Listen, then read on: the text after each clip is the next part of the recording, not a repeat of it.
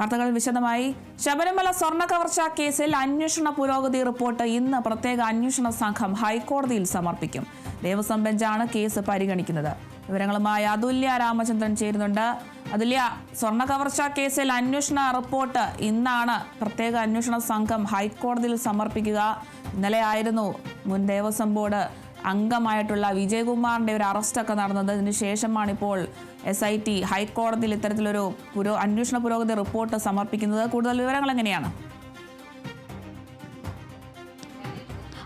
അരുണിമ, കഴിഞ്ഞ തവണത്തെ SITക്ക് ഹൈക്കോടതിയിൽ നിന്ന് വളരെ രൂക്ഷമായ വിമർശനം നേരിട്ടതിന് പിന്നാലെ നിരവധി അറസ്റ്റുകളും അതുപോലെ തന്നെ ചില വളരെ നിർണായകമായ ചോദ്യം ചെയ്യലുകളും എല്ലാം SIT നടത്തിയിട്ടുണ്ട്.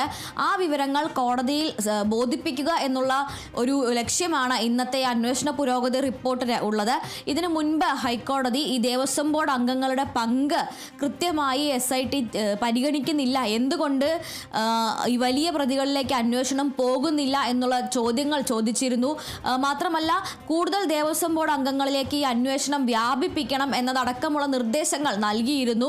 അതിന് പിന്നാലെയാണ് ഗോവർദ്ധനെയും അതുപോലെ തന്നെ പങ്കജ് ഭണ്ഡാരി, അതായത് സ്മാർട്ട് ക്രിയേഷൻസ് എന്ന് പറയുന്ന സ്ഥാപനത്തിന്റെ ഉടമ പങ്കജ് ഭണ്ഡാരിയെയും ഗോവർദ്ധൻ എന്ന് പറയുന്ന ബെല്ലാരിയിലെ സ്വർണ്ണ വ്യാപാരിയെയും അറസ്റ്റ് ചെയ്യുന്നത്.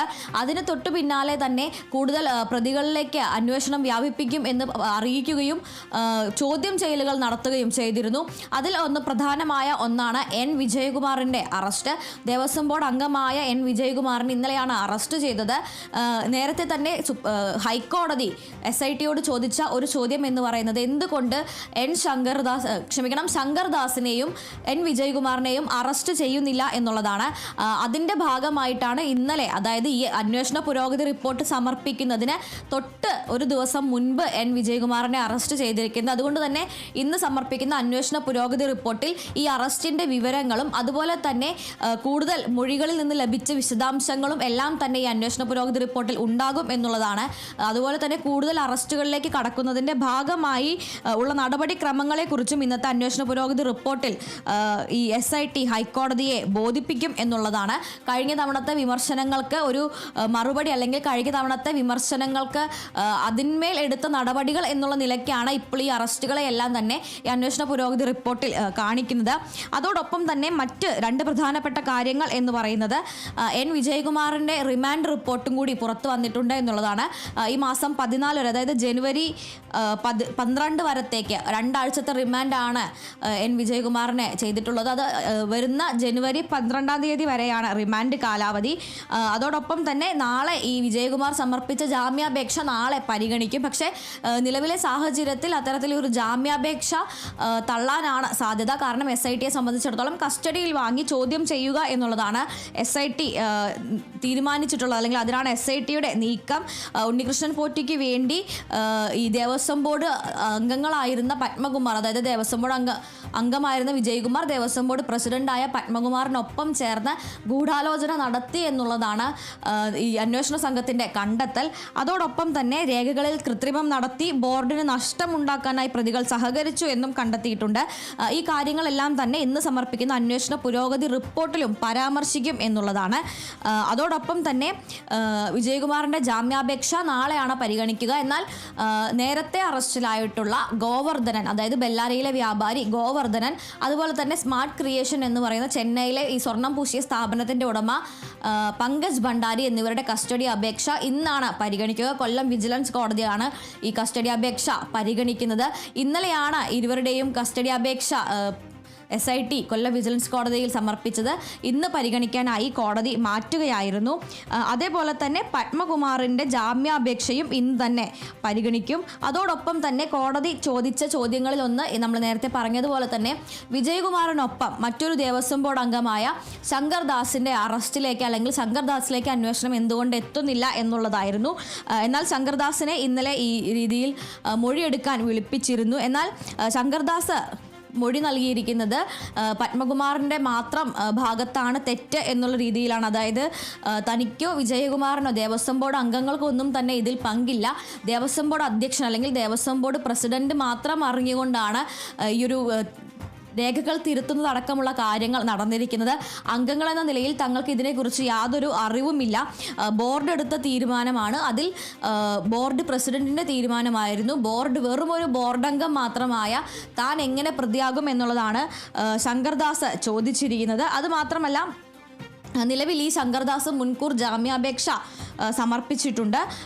നിലവിൽ ഇയാൾ ആരോഗ്യപരമായ കാരണങ്ങളാൽ ഒരു സ്വകാര്യ ആശുപത്രിയിൽ ചികിത്സ തേടിയിരിക്കുകയാണ്. ഇത് കാണിച്ചുകൊണ്ടാണ് ശങ്കർദാസ് മുൻകൂർ ജാമ്യാപേക്ഷ സമർപ്പിച്ചിരിക്കുന്നത്. ഇന്നലെ എൻ വിജയകുമാറിന്റെ അറസ്റ്റ് ഉണ്ടായതിന് പിന്നാലെ ശങ്കർദാസിന്റെ അറസ്റ്റും ഉടൻ ഉണ്ടാകും എന്നുള്ളൊരു അഭ്യൂഹം അല്ലെങ്കിൽ അതിനുള്ളൊരു സാധ്യത ഉണ്ടായിരുന്നു. എന്നാൽ പിന്നീട് ഈ അറസ്റ്റ് ഒഴിവാക്കുകയായിരുന്നു. നിലവിൽ ഇയാൾ ആശുപത്രിയിൽ ചികിത്സ തേടിയിരിക്കുകയാണ്. എന്തായാലും ഈ ആരോഗ്യ കാരണങ്ങൾ കൂടി കാണിച്ചുകൊണ്ടാണ് ശങ്കർദാസിന്റെ മുൻകൂർ ജാമ്യാപേക്ഷ നൽകിയിട്ടുള്ളത്. പക്ഷാഘാതം അല്ലെങ്കിൽ സ്ട്രോക്ക് വന്ന് അതിൻ്റെ ശാരീരിക അവശതകൾ നേരിടുന്നയാളാണ് ശങ്കർദാസ് എന്ന് പറയുന്നത്. അത് ഈ ജാമ്യാപേക്ഷയിൽ ഒരു ഘടകമായി വരുന്നുണ്ട്. അതേസമയം ഇതേ മൊഴികളെ തന്നെ തിരുത്തിക്കൊണ്ടാണ് പത്മകുമാറിൻ്റെ ജാമ്യാപേക്ഷ.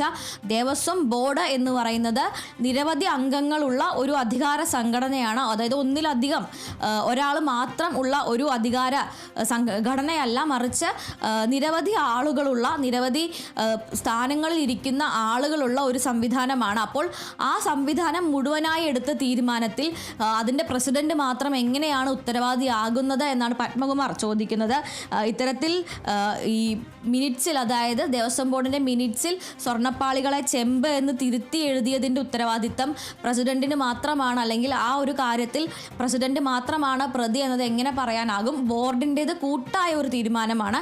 ആ കൂട്ടായ തീരുമാനത്തിൽ എല്ലാവരും തുല്യ ഉത്തരവാദികളാണ്. ദേവസ്വം ബോർഡ് അംഗങ്ങളും മറ്റ് ദേവസ്വം ബോർഡുമായി ബന്ധപ്പെട്ട മറ്റ് ഉദ്യോഗസ്ഥർക്കും അതിൽ പങ്കുണ്ട്. അതിൽ താൻ ഒറ്റയ്ക്ക് പ്രതിയാകില്ല എന്നുള്ളതാണ് പത്മകുമാറിൻ്റെ വാദം.